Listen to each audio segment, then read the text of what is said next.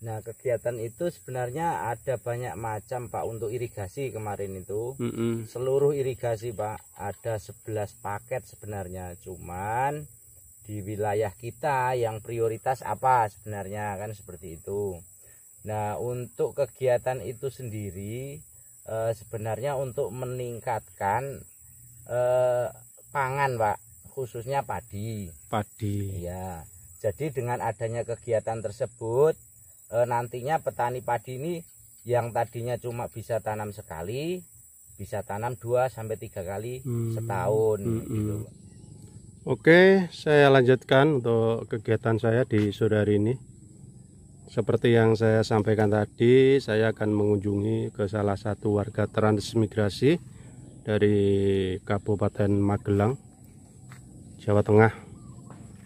Nah, saya ini sudah hampir di ujung jalur 5 lama. Saya akan cari atau mungkin bertamu lah ke tempat Pak Mariono. Ini warga transmigrasi dari Kabupaten Magelang, Jawa Tengah. Jadi ini seangkatan saya ya untuk kedatangan 2012. Nah, kebetulan tahun ini saya juga dapat kegiatan rehab rumah dari pemerintah. Saya akan cari ke belakang sana.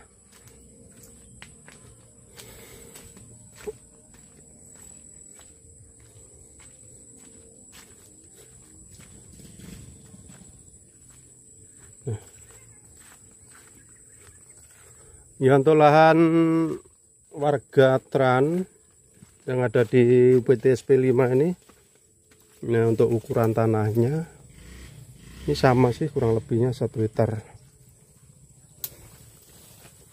Woi Mar,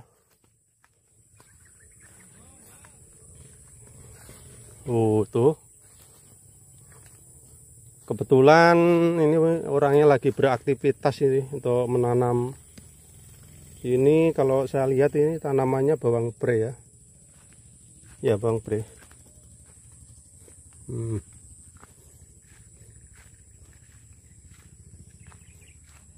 Tak soteng Mar. Tanduran ya engko wis panen. Berarti widingannya dialat berat ya?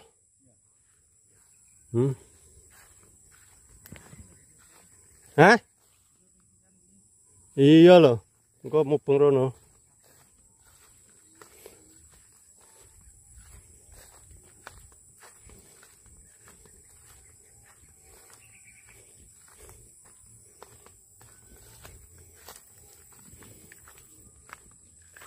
Jadi seperti ini ya lahannya untuk punya Pak Mariono. Ini adalah kemarin ini untuk penggalian ini pakai alat berat, yang mana digali ini di tapal batas. Kalau yang sebelah kanan saya ini sudah milik orang, kalau yang ini milik Pak Mariono. Tapi untuk penggalian kemarin ini memakai alat berat, bukan manual ya. Jadi bentuknya seperti ini. Ini nanti kalau ada kegiatan atau program dari pemerintah, ini khususnya yang mau, artinya yang mau menerima program dari pemerintah.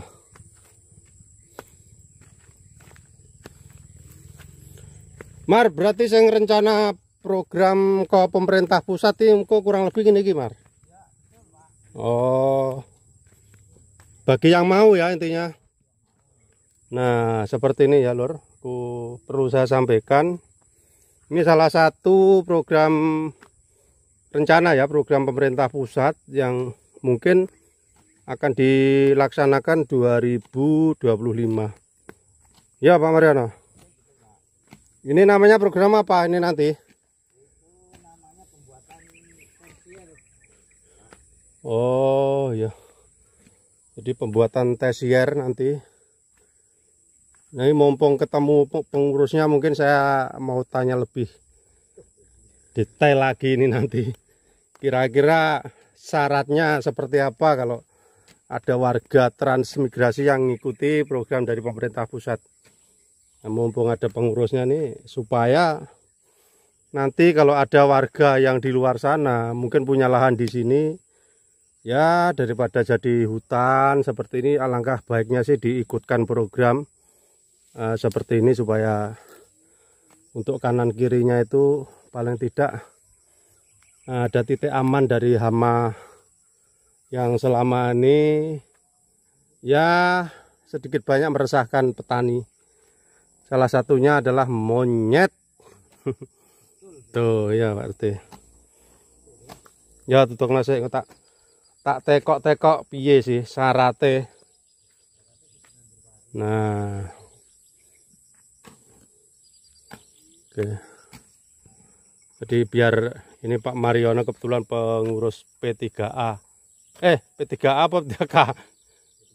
Nah, P3A ini. Ya mungkin ada beberapa masyarakat yang nanti pastinya menanyakan apa sih P3A. Nah, tapi setahu saya P3A itu urusannya sama pengairan yang intinya bersih-bersih paret untuk lokasi yang ada di wilayah transmigrasi, khususnya di lokasi warga trans.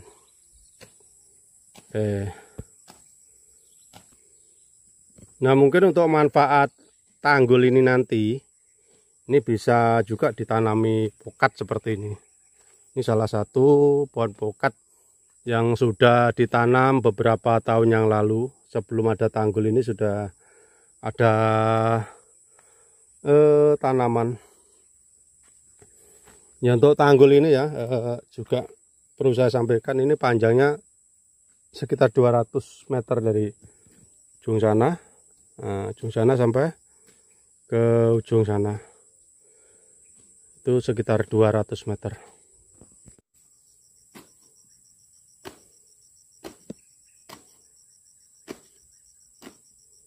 Jadi di Kalimantan ini kalau kita mau menanam jenis sayuran apapun lah, kalau tidak dikasih mulsa seperti ini, kita kalah dengan rumput, karena sangat subur sekali untuk daerah trans. Cepat betul itu rumput liar itu. Jadi ini untuk mengurangi tumbuh kembang rumput supaya tanaman itu maksimal, sehingga kalau kita pupuk dengan tambah nutrisi otomatis fokus itu yang untuk manfaatnya ke tanaman inti, yaitu sayuran. Memang harus dikasih mulsa seperti ini. Caranya seperti ini. Untuk jarak ya ini mungkin hanya kira-kira aja, kira-kira seperti ini.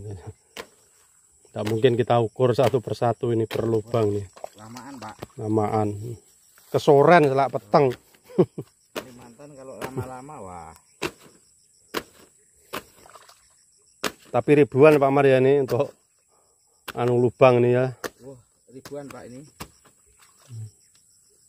Jadi ini sebatas informasi, ini teorinya seperti ini lur. Kalau kita di SP5 ini kalau mau menanam jenis sayuran apapun harus punya tanggul atau bedengan seperti ini. Kalau tidak kelelep Pak. Kelelep, terus zat asamnya sangat banyak. Tapi kalau mungkin insya Allah dengan teori seperti ini kita menanam apapun itu hasilnya bisa baik sekali. Hanya informasi. Mudah-mudahan nanti bagi dulur-dulur trans yang mau ke sini, ya ini sebatas saya ini mengasih gambaran kalau nanti mau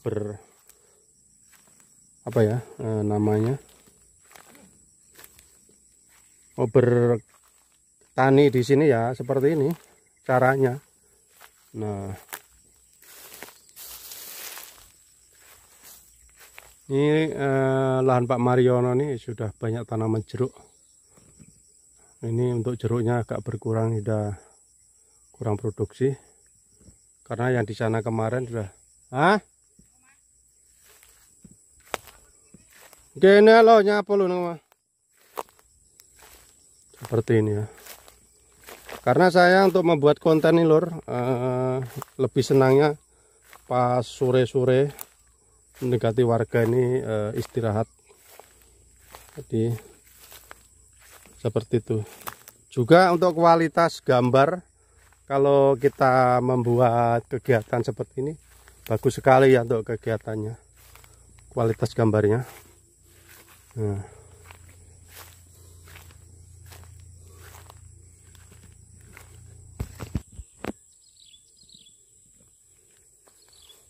Assalamualaikum, selamat sore Pak Mariono. Selamat sore Pak Tumilan. Nah, ini kebetulan saya yang selama punya channel ini baru pertama kali untuk meliput kegiatan sampean.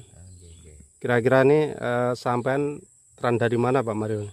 Saya dari Magelang Pak, Magelang. Jawa Tengah. Untuk Magelang sendiri itu kedatangannya mungkin kurang lebih sama saya Pak Mariono.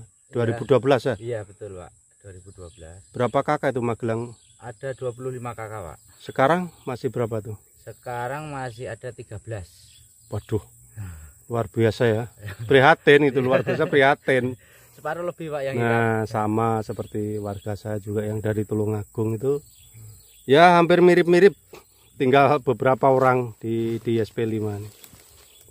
Nah Pak Mariono, kegiatan panjenengan sekarang untuk pertanian yang ada di SP5 ini seperti apa nih? Pertanian untuk sekarang ini baru mau tanam daun bawang Pak. Daun bawang ya. Coba-coba daun bawang. Ada juga sedikit cabai tapi kelihatannya pertumbuhannya kurang maksimal. Soalnya kemarin tenggelam aja Pak. Nah karena memang belum ada apa yang namanya penggalian paret yang di pinggir itu ya. Iya kemarin belum ada Pak. Jadi selalu tenggelam, tiap hujan datang itu tenggelam terus. Itulah masalah kami di sini, itu yang pokok itu sebenarnya Pak. Oh, artinya memang untuk perbatasan kalau yang memang fokus pertanian harus punya ya namanya paret. Iya Pak. Paret inti ya Pak Mariono itu. Iya, itu paret tersier sebenarnya harus ada Pak di sini, soalnya kita yang diatur air. Bukan kita yang mengatur air biasanya. Karena daerah pasang surut ya. Daerah pasang surut. Jadi dengan adanya tanggul paret tersier ini, alhamdulillah lah Pak, sekarang saya bisa ngatur air. Jadi nggak selalu diatur sama air. Nah kebetulan ini kalau saya dengar sampaikan kan pengurus P3A ya. Oh nggih Pak. Nah fungsinya apa Pak Mariono? Ini kan banyak warga yang apa namanya belum tahu apa sih P3A itu untuk fungsinya di wilayah Teran ini. Nah, P3A itu kepanjangan dari Perkumpulan Petani Pengguna Air Pak. Oh. Jadi kelembagaan P3A itu mengurusi urusan irigasi Pak. Irigasi untuk seluruh pertanian Pak. Jadi segala irigasi masuknya di P3A. Iya betul, karena memang kalau di daerah pertanian kalau namanya irigasi tidak normal itu secara otomatis dari apa ya kegiatan warga Teran yang memang khusus fokus di pertanian memang terpengaruh ya Pak Mar. Iya betul sekali Pak. Ngomong-ngomong ini untuk tahun 2025 ya, kebetulan sampean kan juga termasuk nanti mungkin mengurusi yang program dari pusat yang akan dilaksanakan di wilayah Teran, yang itu ku dengar apa namanya kemarin itu untuk pembuatan tersier Pak. Tersier. Itu syarat-syaratnya kita ikut program itu apa Pak Mariono? Nah kegiatan itu sebenarnya ada banyak macam Pak untuk irigasi kemarin itu. Seluruh irigasi Pak ada 11 paket sebenarnya, cuman di wilayah kita yang prioritas apa sebenarnya kan seperti itu. Nah untuk kegiatan itu sendiri sebenarnya untuk meningkatkan pangan Pak, khususnya padi. Ya, jadi dengan adanya kegiatan tersebut nantinya petani padi ini yang tadinya cuma bisa tanam sekali bisa tanam 2 sampai 3 kali setahun gitu Pak. Jadi wajib Pak Mariono nanti yang ikut program itu wajib menanam padi ya? Wajib Pak, itu hukumnya wajib. Walaupun mungkin untuk keluasan tidak tidak ditentukan harus mungkin sekian hektar itu enggak ya? Enggak Pak. Jadi memang itu kemarin survei dari kementerian pun memang yang lokasi ada padinya Pak. Jadi kalau hanya tahun depan saya mau nanam itu belum bisa. Belum masuk kategori. Gitu. Tapi misalnya walaupun kemarin mungkin salah satu itu kan kemarin termasuk per kelompok ya surveinya. Iya Pak. Seperti di jalur lain, misalnya jalur sinilah, walaupun ya mungkin kondisi lahan kita seperti itulah, masih hutan muda, tapi untuk tahun depan misalnya kita minat ikut program itu kan bisa Pak? Bisa Pak. Jadi kemarin itu disurvei per kelompok Pak. Jadi untuk sampel memang per kelompok itu diambil harus ada padinya. Hanya sampel yang padi kemarin harus ada memang. Cuma nanti tergantung lagi Pak kondisi di lapangannya seperti apa. Seandainya seperti kelompok di sini ada 26 anggota dengan luasan 20 hektar Pak. Kalau memang yang prioritas di padi itu 10 hektar ya mungkin ya yang 10 hektar yang dikerjakan. Jadi untuk tanaman perkebunan, hortikultura belum masuk kategori untuk kegiatan itu. Oke, terima kasih Pak Mariono. Ini sudah panjang lebar kita bertukar informasi tentang wilayah transmigrasi yang ada di Kabupaten Bulungan. Mudah-mudahan nanti warga-warga lain yang ada di luar sana dengan kondisi mungkin tidak sengaja melihat video yang kami sebarluaskan lewat media sosial YouTube bisa membawa motivasi untuk kedepannya bagaimana wilayah transmigrasi itu selalu diperhatikan pemerintah baik daerah maupun pusat. Terima kasih Pak Mariono, tetap semangat. Amin. Baik dulur-dulur dimanapun panjenengan berada, ini hanya sekilas informasi yang mudah-mudahan sangat bermanfaat untuk dulur-dulur transmigrasi yang ada di seluruh Indonesia. Kurang lebihnya saya minta maaf. Assalamualaikum warahmatullahi wabarakatuh.